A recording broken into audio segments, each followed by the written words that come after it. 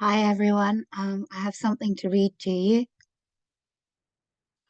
According to an article on the WEF website, incidentally written by a friend of mine from university, regarding the Global Wealth Report 2015, there are only about 123,000 ultra-high net worth individuals, defined as those whose assets exceed 50 million. And these people lay claim to 45% of the world's wealth. Then there's the 71% of the population who have less than 10,000.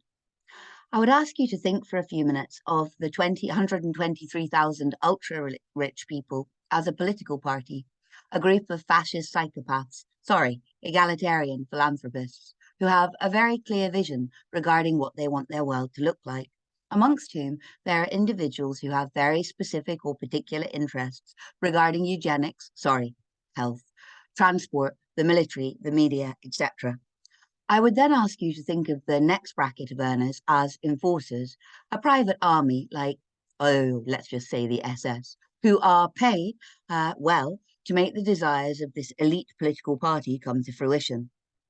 Then I would like you to consider the remaining 71% of people who are subject to the whims of this political party and their enforcers as a persecuted majority, the living, breathing personification of an oxymoron in action.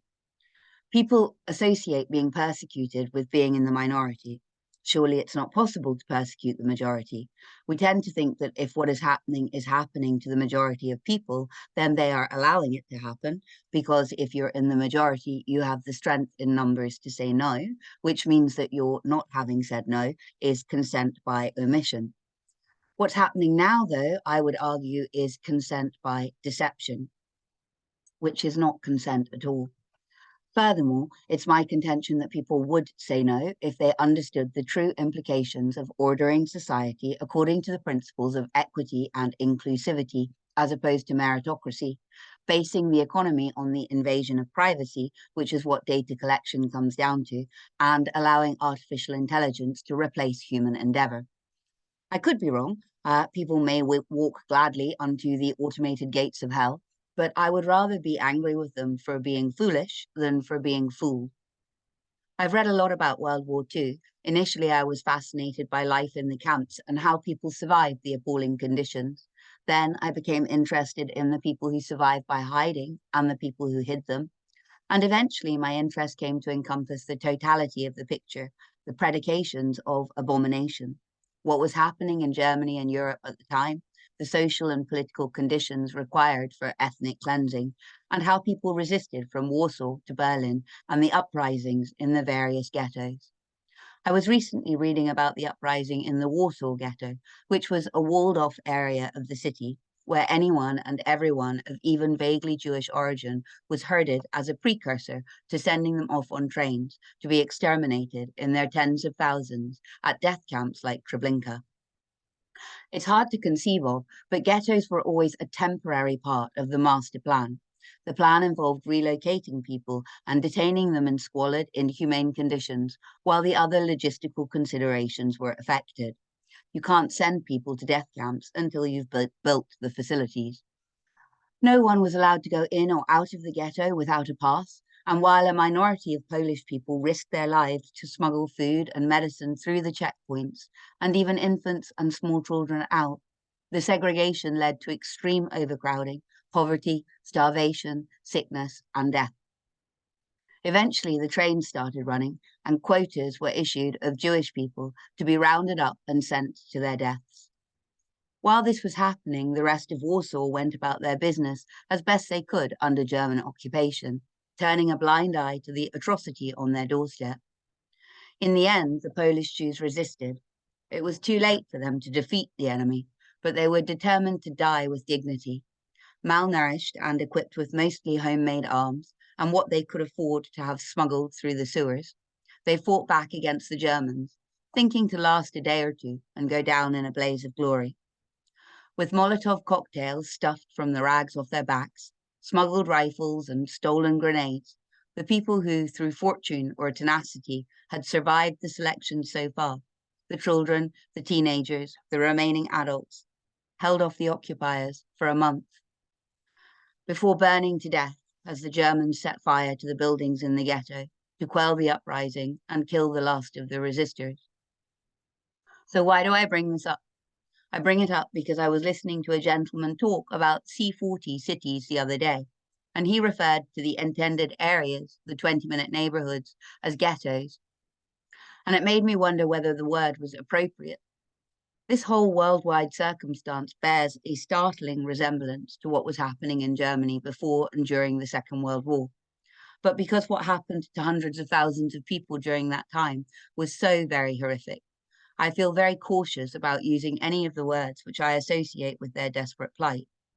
It's almost as if those words are out of bounds, in case the use of them somehow trivializes or minimizes their standing in history. So I suppose the questions are people going to be herded into these neighbourhoods by an elite who intend to live by different rules? Are there land grabs occurring? Are bylaws being changed to make it harder and harder for the ordinary man to own private property? Once people were in these areas, to what degree would they be at the mercy of the overlords? Would it be possible to cut off their power supply, their food supply, or limit their freedom of movement? The answer to all of these questions is yes. But the big question, the one that no one really wants to talk about, is still looming. Is there a long-term intent to nullify or exterminate the residents? Because to my mind, that's what really makes it a ghetto. It's a temporary town or city that serves the purpose of quelling people so that they can be more easily terminated. So I ask you, if you were one of the 123,000 people in the world who had the most money and resources, and you were developing artificial intelligence systems which didn't have to be paid and could replace humans in most workplaces, if you were one of these 123,000 people and you had been brought up to believe that you were eugenically superior to the inferior everyday man, if you were one of these 123,000 people who now have access 24/7 to anywhere on Earth and even space, apart from the minimum number of humans required to do the few jobs that can't be automated, would you see value in the rest of the herd? Or would you perceive them as using up your precious resources? Without a shadow of a doubt, they are hoping to nullify us.